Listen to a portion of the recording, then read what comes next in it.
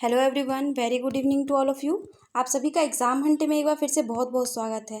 तो फ्रेंड्स, कैसे हैं आप सभी और कैसी चल रही है आप सभी की पढ़ाई। और आज हम जुड़े हैं क्लास 6 के हिस्ट्री चैप्टर 10 के साथ और इसका शीर्षक है व्यापारी, राज्य और तीर्थयात्री। इससे पहले हमने 9 चैप्टर्स कंप्लीट किए हैं फ्रेंड्स, जिसे आप देख सकते हैं, जो बहुत ही इंपॉर्टेंट है और जिसके सारे इंपॉर्टेंट पॉइंट्स को हमने कवर किया था। तो आज की सीरीज में जो है हमारा आज का चैप्टर, उसको हम देखेंगे कि इसमें कौन कौन से इंपॉर्टेंट पॉइंट है आपके लिए जो आपको जानना बहुत ही ज़्यादा ज़रूरी है। तो चलिए हम बढ़ते हैं अपने महत्वपूर्ण बिंदुओं की ओर। तो आज हम सबसे पहले पढ़ेंगे व्यापारी और व्यापार के बारे में। तो दक्षिण भारत सोना, मसाले, खास तौर पर काली मिर्च और कीमती पत्थरों के लिए प्रसिद्ध था। दक्षिण भारत किन चीज़ों के लिए प्रसिद्ध था? तो सोना, मसाले, खास तौर पर काली मिर्च और कीमती पत्थरों के लिए प्रसिद्ध था। काली मिर्च की रोमन साम्राज्य में इतनी मांग थी कि इसे काले सोने के नाम से बुलाते हैं। अगर आपसे पूछा जाए कि काले सोने के नाम से दक्षिण भारत में किसे बुलाया जाता है, तो आपका आंसर होगा काली मिर्च को। ठीक है। अब भारतीयों ने कई समुद्री रास्ते खोज निकाले थे, जिसमें वे अफ्रीका या अरब के पूर्वी तट से इस उपमहाद्वीप के पश्चिमी तट पर पहुंचना चाहते थे। तो दक्षिण पश्चिमी मानसून के साथ चलना पसंद करते थे। यानी अगर वो व्यापारी समुद्री तट को तो खोज निकाले थे, लेकिन वो अफ्रीका और अरब के पूर्वी तट से इस उपमहाद्वीप के पश्चिमी तट पर जब पहुंचते थे ना, तो वो दक्षिणी पश्चिमी मानसून के साथ चलना पसंद करते थे, ताकि इसके सहारे वो उपमहाद्वीप के पश्चिमी तट तक पहुंच सकें। ठीक है फ्रेंड्स, अब हम बढ़ते हैं आगे के बिंदुओं की ओर। आगे के बिंदु में इंपॉर्टेंट चीज़ है कि भारत के समुद्रों तटों से लगे राज्य, यानी जो समुद्र के तटों हैं उनसे कौन कौन से राज्य लगे हुए हैं।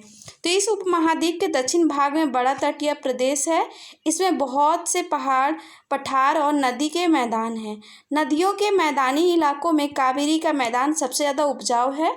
अगर आपसे पूछा जाए कि उपमहाद्वीप के दक्षिण भाग में जो तटीय प्रदेश है, इसमें से कौन से इलाके में सबसे ज़्यादा उपजाऊ मैदान है, तो आपका आंसर होगा कि नदियों के मैदानी इलाकों में कावेरी का मैदान सबसे उपजाऊ है। यानी कावेरी का जो मैदान है वो सबसे ज़्यादा उपजाऊ है।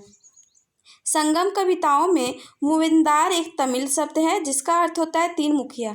अगर आपसे पूछा जाए कि संगम कविताओं में तीन मुखिया को क्या बोला गया, तो आपका आंसर होगा मूविंदार। और यह कौन सा शब्द है? तो यह तमिल भाषा का शब्द है।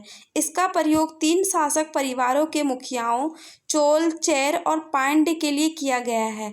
ये बहुत ही इंपॉर्टेंट है। अगर पूछा जाए कि संगम कविताओं में मूविंदार शब्द का प्रयोग किन लोगों के लिए किया गया है, तो आपका आंसर होगा कि तीन शासकों के लिए किया गया है। कौन कौन से शासक हैं?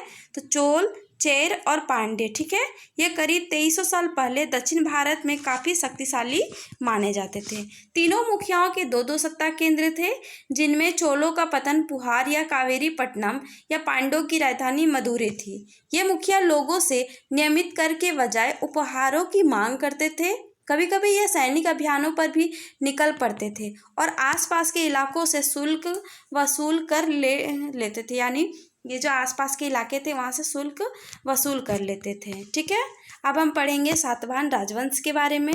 तो इसमें चोल, चेर, पांड्य वंश शामिल है। ये जो सातवाहन वंश है, इसमें कौन कौन से वंश शामिल है? तो चोल, चेर और पांड्य वंश। लगभग 200 वर्षों के बाद पश्चिम भारत में सातवाहन नामक राजवंश का प्रभाव पड़ा, जो कि 2100 साल पहले हुआ था। ठीक है। सातवाहनों का सबसे प्रमुख राजा गौतमी पुत्र श्री सातकर्णी था। इसके बारे में इसकी माँ गौतमी बल्लभश्री ने एक अभिलेख से पता चलता है, क्योंकि इसकी माँ ने क्या किया था, एक अभिलेख में पूरे अपने वंश का विवरण दिलाया था। तो इसी से पता चलता है कि सातकर्णी और अन्य सभी सातवाहन शासक दक्षिण पथ के स्वामी कहे जाते थे। दक्षिण पथ का शाब्दिक अर्थ है दक्षिण की ओर से जाने वाला रास्ता होता था। पूरे दक्षिण क्षेत्र में यही नाम प्रचलित था। यानी दक्षिणापथ किसे कहते थे? तो दक्षिण की ओर जाने वाले रास्ते को। श्री सातकर्णी ने पूर्वी, पश्चिमी तो दक्षिणी तटों पर अपनी सेनाएं भेजी थी। ठीक है। कहाँ अपनी सेनाएं भेजी थी? तो पूर्वी, पश्चिमी और दक्षिणी तटों पर। ठीक है। अब हम पढ़ेंगे रेशम मार्ग के बारे में। तो रेशम मार्ग बनाने की तकनीकी का आविष्कार सबसे पहले चीन में करीब 7000 साल पहले हुआ था। जिस रास्ते से ये लोग पश्चिमी देशों में रेशमी कपड़े ले जाते थे, वह रेशम मार्ग के नाम से प्रसिद्ध हो गया था। कौन सा मार्ग रेशम मार्ग से प्रसिद्ध हुआ? तो जिस रास्ते से ये लोग पश्चिमी देशों में रेशमी मार्ग ले आते थे, वो मार्ग। करीब 2000 साल पहले रोम के शासकों और धनी लोगों के बीच रेशमी कपड़े पहनना एक फैशन बन गया था। सिल्क रूट पर नियंत्रण रखने वाले शासकों में सबसे प्रसिद्ध कुषाण थे। ये जो कुषाण शासक थे वो क्यों प्रसिद्ध थे? क्योंकि उनका सिल्क रूट पर बहुत ही ज़्यादा नियंत्रण था। करीब 2000 साल पहले मध्य एशिया तथा पश्चिमोत्तर भारत पर इनका शासन था। किनका शासन था? तो कुषाणों का। कब था? तो 2000 साल पहले से मध्य एशिया और पश्चिमोत्तर भारत में। ठीक है, अब हम देखेंगे पेशावर और मथुरा क्या है। तो पेशावर और मथुरा इनके दो मुख्य शक्तिशाली केंद्र हैं, यानी सातवाहनों के दो मुख्य शक्तिशाली केंद्र थे।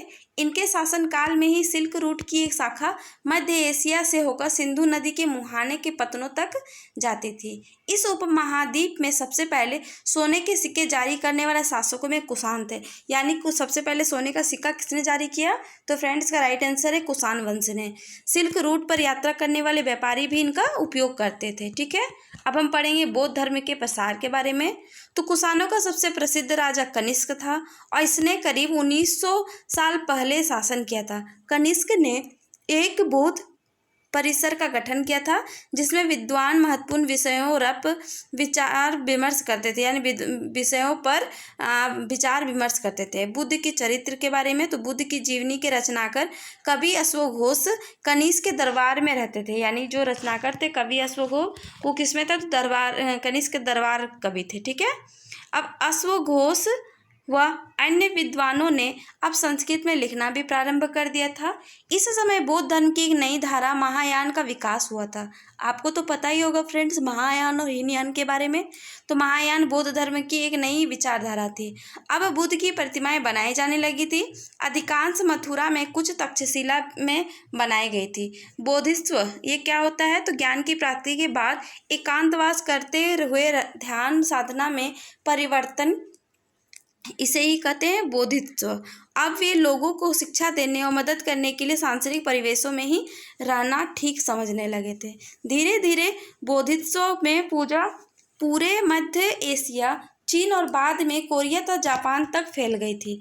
कहाँ कहाँ फैल गई थी? तो मध्य एशिया, चीन, बाद में कोरिया तथा जापान में। पश्चिमी और दक्षिणी भारत में ज़्यादातर गुफाएं पश्चिमी घाट के दर्रों के पास बौद्ध भिक्षुओं के लिए बनाई गई थी। कुछ गुफाएं राजा रानियों और कुछ व्यापारियों और कृषकों द्वारा बनाई गई थी। बौद्ध धर्म दक्षिण पूर्व की ओर से श्रीलंका, म्यांमार, थाईलैंड तथा इंडोनेशिया सहित दक्षिण पूर्व एशिया के अन्य भागों में भी फैल गया था। अब हम देखेंगे थेरवाद के बारे में।